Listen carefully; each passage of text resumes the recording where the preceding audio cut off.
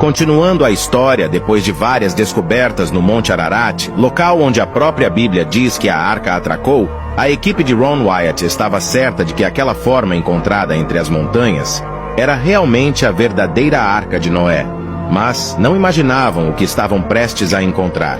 A equipe então escaneou o local com um gerador de frequência molecular que mostrou um padrão particular de linhas de ferro sob o solo ao passarem fitas ao longo destas linhas. Descobriram que o formato final das fitas foi de um grande navio, que tinha as mesmas medidas de largura e comprimento que a Bíblia descreveu para a Arca de Noé.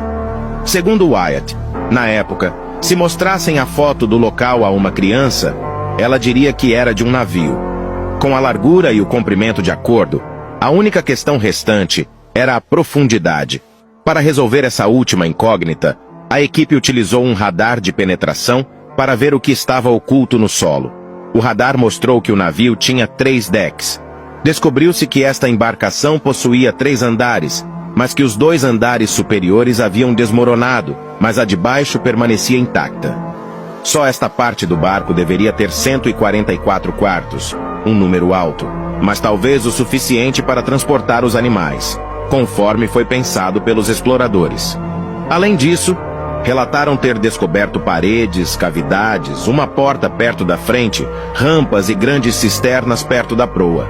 Não contentes com todas as descobertas, os pesquisadores passaram a usar 4 tipos diferentes de detectores de metal e encontraram também muitos rebites. Estes foram analisados, pois, dependendo de sua composição, poderia-se saber se eram formações naturais ou se eram pregos ou outro objeto criado pelo homem. Concluíram que eram feitos de alumínio e não da forma encontrada na natureza, mas manipulada pelo homem.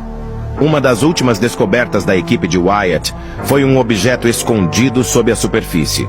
Esse objeto era, na verdade, um pedaço de madeira do convés, ideal para estudar e ver se era a madeira genuína retirada de uma árvore, e não ali colocada recentemente por alguns homens. Quando fizeram o teste com carbono na madeira, descobriram que ela pertencia a uma árvore antiga, que foi petrificada com o passar do tempo.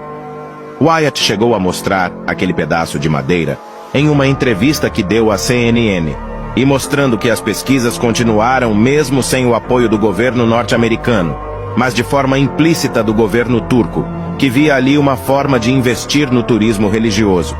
Aliás, mesmo que nada tenha sido 100% comprovado, a região hoje se gaba em dizer que é a terra da Arca de Noé e tem recebido um certo número de turistas. Apesar das descobertas importantes, Ron Wyatt não teve o mérito do reconhecimento oficialmente falando. Ele acabou falecendo em 1999, certo de que havia encontrado a Arca de Noé, mas sem o devido aval dos governos. No entanto, ele deixou um legado importantíssimo para a arqueologia bíblica, além de muitos aprendizes e seguidores que ainda estão trabalhando para comprovar de vez que Wyatt estava certo. Mas a pergunta que não quer calar é: por que o governo turco e o governo americano escondem as descobertas e não as tornam públicas? Seria alguma disputa política? Bom, não podemos afirmar um motivo. Mas e você, depois dessas evidências, acredita que essa seja a verdadeira Arca de Noé? Se você acredita, comente: eu acredito. Não se esqueça de salvar o vídeo e deixar a curtida. Quer mais histórias como essa? Siga-nos.